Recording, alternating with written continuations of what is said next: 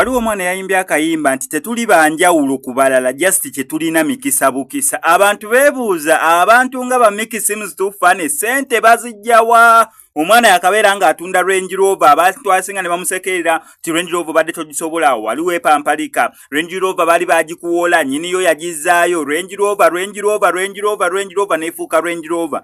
Kati nno yatunze 2015 omwaka, kati n'agula 2018. Yatunze eri eya Ame Green, oyo green bwatyo, n'agula endala enjeru.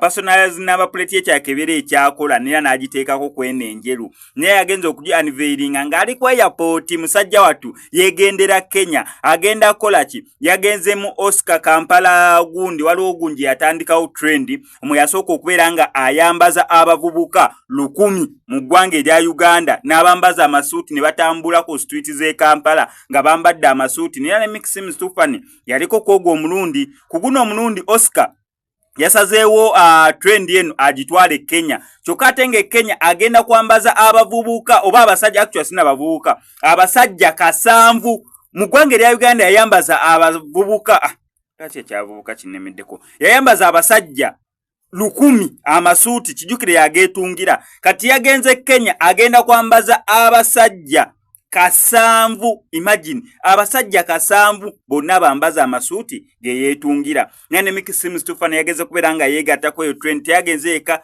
yagenze ne ba tiktokers abenjawulo, ne side we musajja wattu teyasobodde kubeera nga amuleka. Labe battu ne balinnya ennyonyi. Ba influencers abamu bagendedde ku bigere, abalala bagendedde ku boda, abalala balinnyewo taxi, abalala balinnyewo baasi, abalala ne balinnyawo ennyonyi nga ba Mickey Sims Tufani. Naye nga bonna ekyabatutte kubeera nga baparticipatinga mu eno trend ya Oscar yatandika, of which kuvanga ku muvubuka okwambaza abantu 7. That means yatunze esuuti 7 zonna agenda zambaza abavubuka abasajja mu ggwanga erya Kenya. Then eyo trend esigale ng'etambula. Mu ggwanga erya Uganda yayambaza 100. Alaali abantu ne babalaba nga abavubuka 100, abasajja 100 bambadde amasuuti, okuli abaana, abavubuka abato, abakulu, abakadde, abazeeyi. Kati saawa zino agenze Kenya agenda kwambaza abantu 7. Wano kwa SMX Media ngenda sigala nkuleeta updates gwe kyonna okola subscribinga nyinga notification bell eyo ebisigadde.